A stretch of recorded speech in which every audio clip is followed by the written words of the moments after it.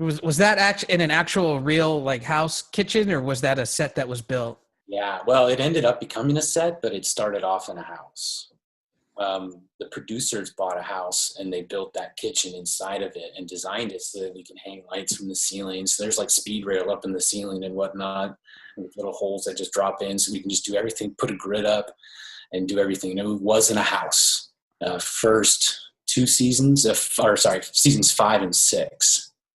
And then one neighbor got all cranky. They're shooting production in, the residential neighborhood, and the city zoning came in and told him he had to move, so we moved it to a stage. We literally had to rebuild the set and move it to a stage, and ended up shooting on stage from that point forward. People shooting homes all the time. It was too consistent, too much, apparently for her. And we actually did a really great job of not making an imprint on the neighborhood. Crew parking was, at a church down the street.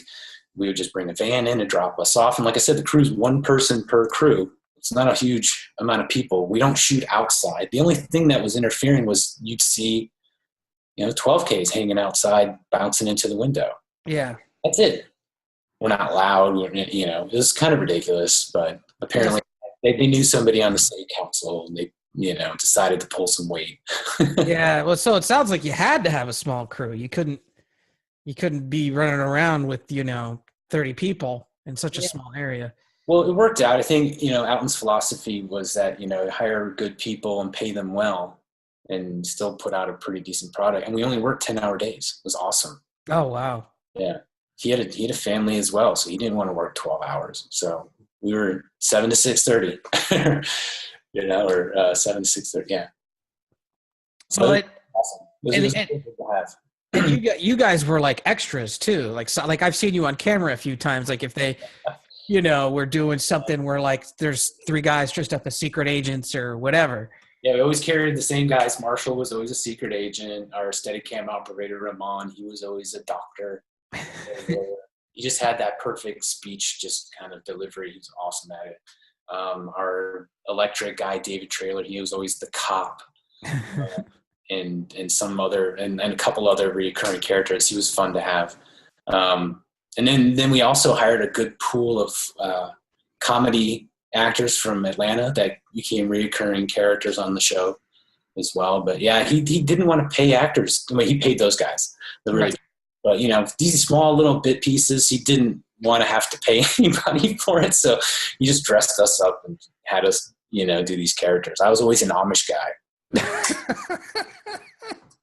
Because at the time I had a big goatee, and I was Abraham Lincoln, I think, at one point too. But when we first met, I had this really big goatee, real big mutton chops, and it's just like, you look like Abraham Lincoln. When I get into Abraham Lincoln, I'm going to make you Abraham Lincoln, as well as the Amish, because I didn't have a mustache either. So we thought it was perfect.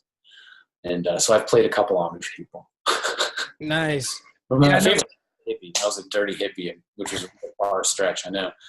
But, the first one, he had a 60s party in the Meatball episode, and I'm like, most of the time I would always refuse to get on. It's like, I'm not somebody who belongs in front of the camera. I don't want to do it. And plus, who's going to do my job? I'm the only guy in my department. I can't wire everybody up, and who's going to mix it? Who's going to record it? And all that.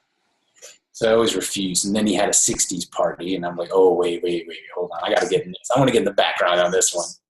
So they dressed me up, and I walk out, and everyone's laughing because it's this perfect stereotypical, appearance. And Alton turned around and goes, all right, well, I know a hired guy to do it, but now you're going to do it. You're going to read these lines. I'm like, oh, shit. I didn't say I wanted to talk. So the first time I had to wire myself. That was kind of interesting, and then actually do the show. And so I had to channel my deepest inner Dennis Hopper and play a stoner. So did you just kind of like set levels on the board and hit record and then hope for the best? Well, at that time, we had a PA who was interested in doing sound, Brett Saul, and so that's when I felt comfortable being like, all right, dude, you want to do sound? Here you go. Here's your first crack. You got 2 mics. Actually, he had 3. He had 3 mics. I'm like, just get the levels, get it good. I was using I think I was on a 442 at that time. And I was like, just keep it right there, man. You'll be good. I'll do the wiring. You just hit record, practice. Don't worry about the mix if you don't get it right. Yeah. Well, so you were running to a 442. What was your recorder at the time?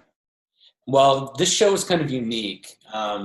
We recorded single system, but never on directly on the camera. So at the time, when I first started shooting on the show, they were shooting on mini DV. You could tell when you looked at it. Yeah, they were shooting mini DV, and they weren't recording at the camera because apparently they had issues with this the first 4 seasons of recording the camera. So they've developed this whole system of recording, running the feeds to a central station and recording everything there. And that's where they never needed a sound guy. They just had somebody else recording. So when I came on, they were still recording to these decks. And so my recorder was a deck. And so it was like 2 mini DV decks for A camera and B camera. And I just fed my audio into that and recorded onto that. And then they progressed it into Panasonic's going Varicam, and Varicam came out, and started shooting on that. And still just kept that same flow going. I started to record onto my own stuff as well, just because I'm like, I'm going to buy this gear. I'm going to start using it. Through that show, I started collecting gear. Mm-hmm. My first recorder was a 744. And so I started recording on it. They never used that audio, but I still used it and, learned the system and got used to recording onto it. And then I moved into doing some boom recorder to get more tracks out of it, because those mini DVs only got 2 tracks. Right, yeah. So this allowed me to start, and then I started incorporating the recorders. I started pulling booms out, plants out, and all that kind of stuff, so I can actually start doing this a little better. And I started turning those files into our post guy. He's so grateful for it. He's like, "Oh my God, I got plant mics now?" I'm like, "I know, it's awesome. No more 2 tracks. We're good." So that show was pretty much just all wireless on everybody. Oh, 100%. Yeah. The only times there was never a wire was if, because his big thing was putting the camera in these tiny little spaces and trying to get the food in. He was big on Dutch angles early on until HD came around and he had the wider aspect ratio. But so he'd put himself in these positions, and obviously he'd lay mic right on top of the countertop and get it. So I had to start using plant mics for those situations. So those are, a boom, usually a Sheps, until I moved into 50s, and then and Cubs, which kind of worked from time to time. Yeah. But on that show, man, I started planting mics everywhere I could possibly put them. First time ever planting a plant mic in a plant, I planted it into a wooden spoon at one point. And I remember the really crazy Steadicam shot, and it was one of the, he came right up into the camera, and how anyone leans over, you lose him on the wire. And so it happened all the time on him. I started getting tired of it. He literally parked himself in front of his little bongo drums with all the spoons and stuff. And I was like, I'm going to put one right in the deepest wooden spoon he had, and made a parabolic out of it. And it worked. And he's like, what the hell are you doing? And then he came back and listened to it, and he goes, good job. And I think that was that one moment where he was like, all right, you are doing pretty damn good. I'm going to keep you. Well, that's so often, like, you hear from a lot of people is that kind of stuff, the creative side of, it's like sound mixers aren't just button pushers. It's like you're solving all these problems. You're getting creative with miking solutions, and how do you do this, taking care of that. At a show like that, where like, yeah, he's, oftentimes like the camera's in the oven. Yeah. Look at you, and then the oven door opens up and there's his head, and it's like, that's the first time I'd ever seen anything like that.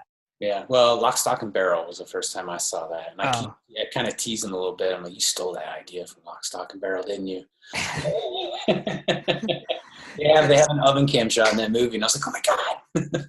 Did they? So that oven was I'm assuming it was just for that camera. It wasn't like the oven that they used. Yes. Yeah. We never cooked in the oven. No.